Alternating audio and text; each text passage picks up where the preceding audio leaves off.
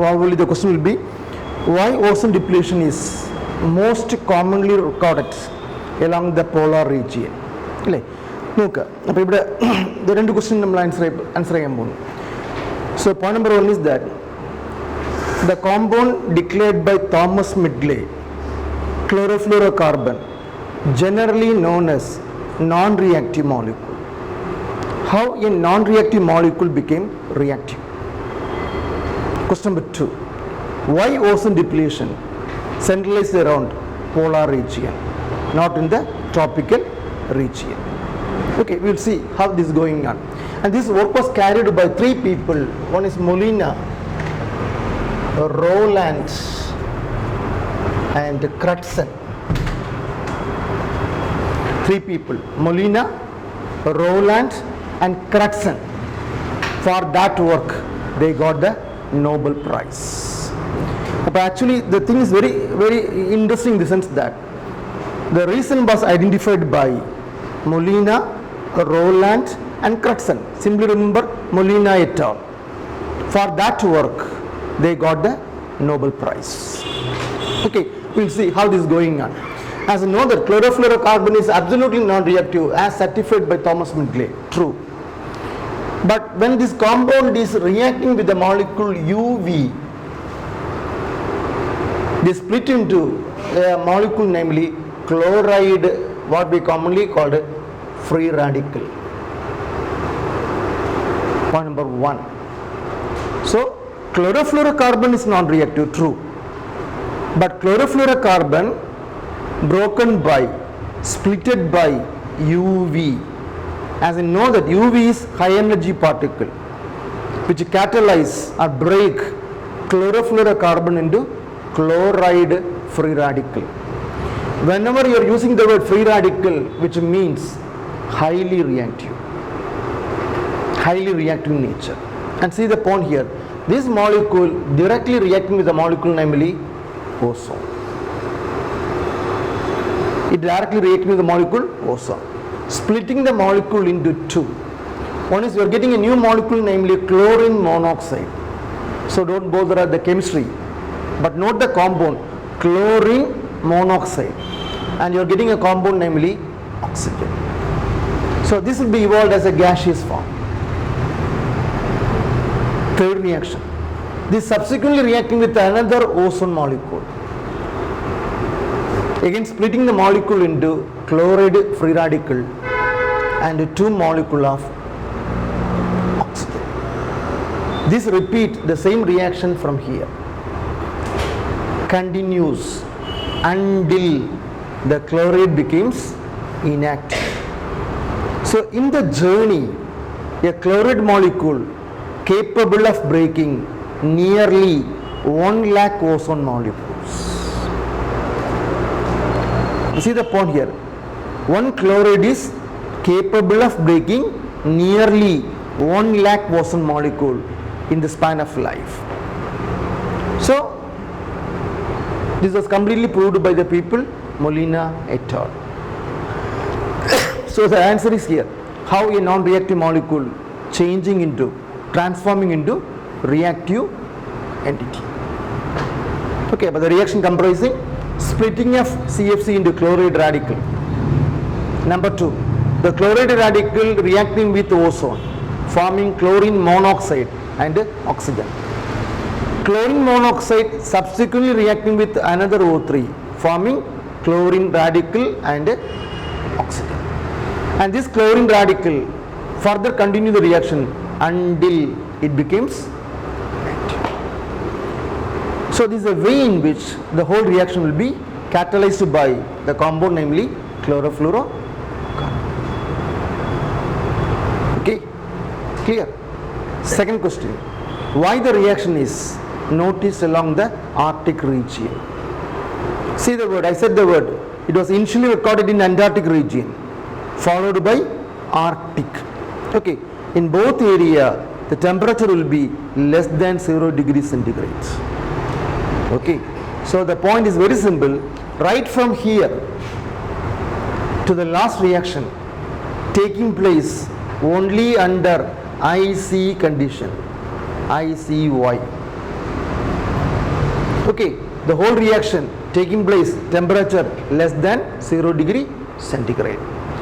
Generally in the tropical region, temperature never go to the level of less than 0 degree centigrade. So usually such splitting never recorded along the tropical region because the temperature is usually high. Now this is the second point where we are saying that ozone depletion centralized around polar region, not along the tropical region. Clear? Then the third point. So usually again there will be question in the other way. So usually there is a word called polar vortex. Whenever you go through any news value or in the common media, putting a word called polar vortex, VORTEX. Then there is another word is also commonly in the news value, polar stratospheric cloud. You go through any news value in any common newspaper, the two words are very familiar one. One is polar vortex, VORTEX. Second word is polar stratospheric cloud, and both are facilitating the phenomena called ozone depletion. So what the word refers, what it implies. Okay, when I put the word polar vortex, means whenever strong wind blow into the polar region, it roll out in the form of a ball of air like this one. See the wording there. When strong wind or wind with high intensity flows towards the polar region, it is trapped there into a ball of air. This ball of air is commonly called by the term polar vortex.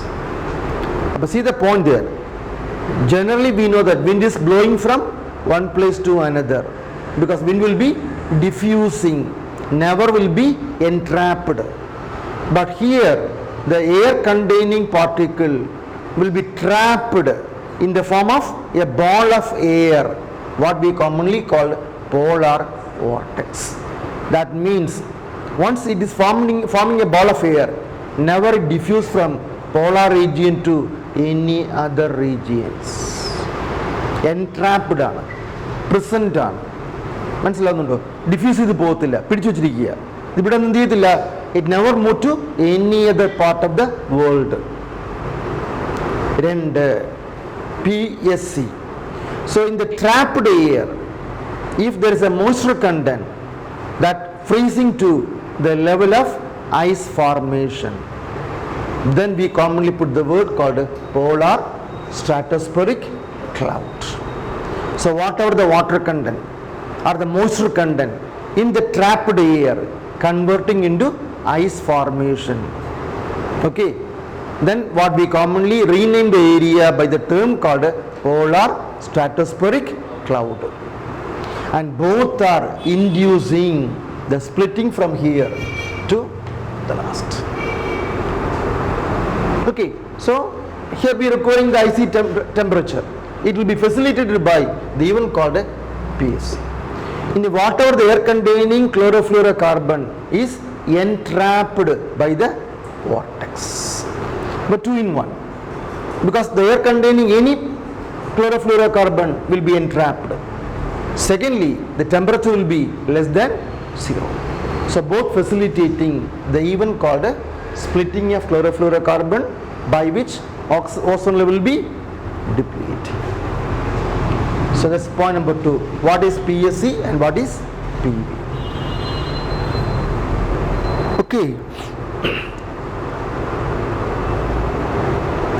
Then the second important point, what are the impacts of the event called ozone depletion?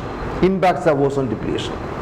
So once I put the impacts, point number 1, so the most familiar one, what we are used to say that if you take Australia, New Zealand or any polar region, polar countries like Sweden, Australia, New Zealand, the people are suffering from a disorder what we commonly call skin cancer, because you are directly getting the UV there.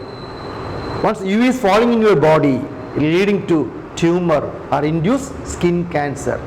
So that's why you might read in the paper that in the 21st century, the most common cancer across the world will be skin cancer. So point number 1, inducing, promoting skin cancer.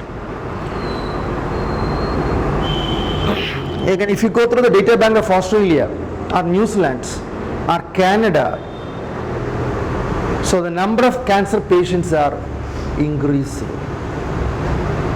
Okay.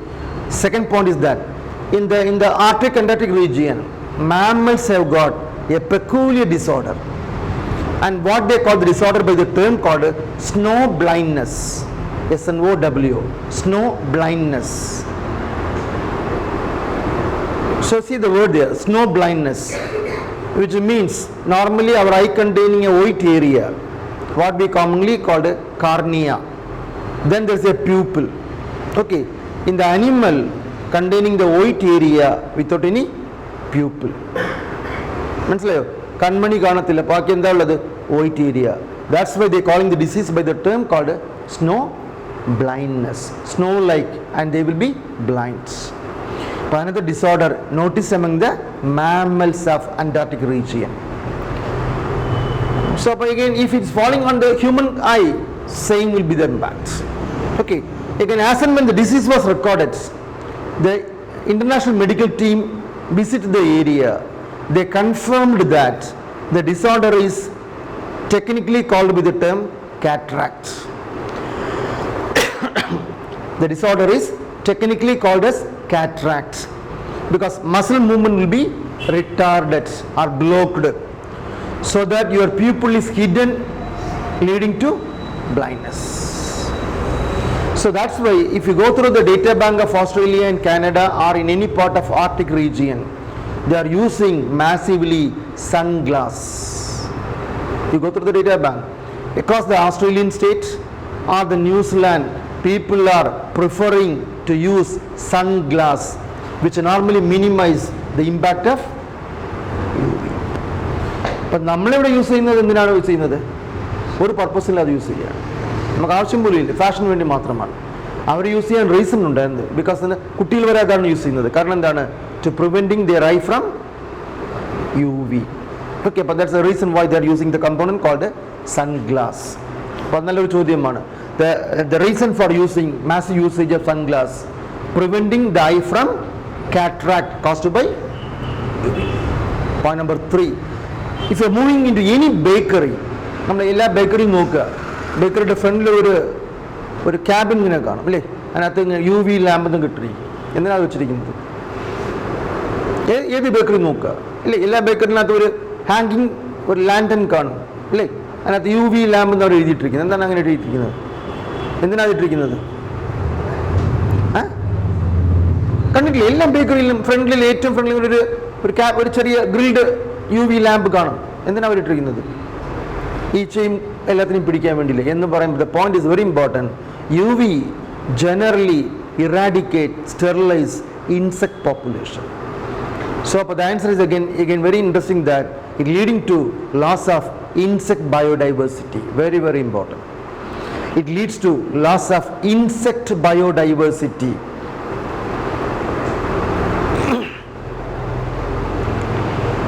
So thereby naturally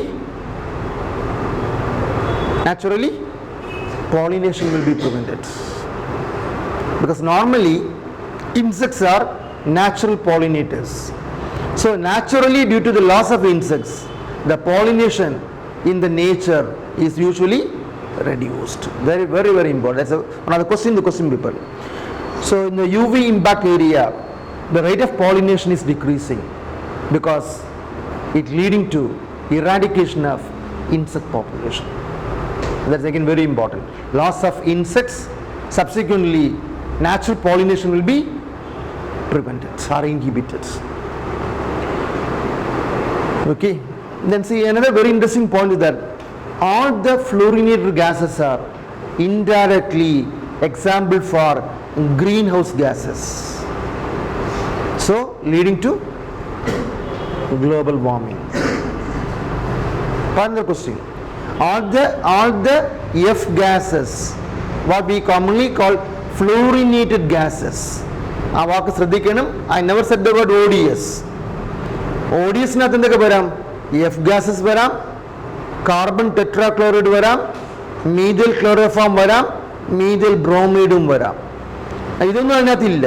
ഞാൻ പറഞ്ഞ point only the F gases leading to the even cold green house gases, thereby enhancing global temperature. അപ്പോൾ it leading to global warming, very very important. It leading to global warming.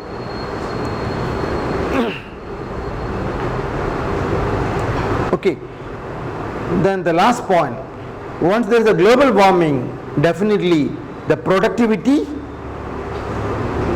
decreases, crop productivity decreases. Crop productivity decreases, and these are the major impacts caused by ozone depletion. Okay, അപ്പോൾ ചോദ്യം ഇതായിരുന്നു, analyze the following statements in connection with ozone depletion. 1, 2, 3 or 4. Which among them are true in connection with ozone depletion? 1 and 2, 1 and 3, 2 and 3, all they go. Okay, and these are the major setback, negative impact of the phenomena called ozone depletion. Okay.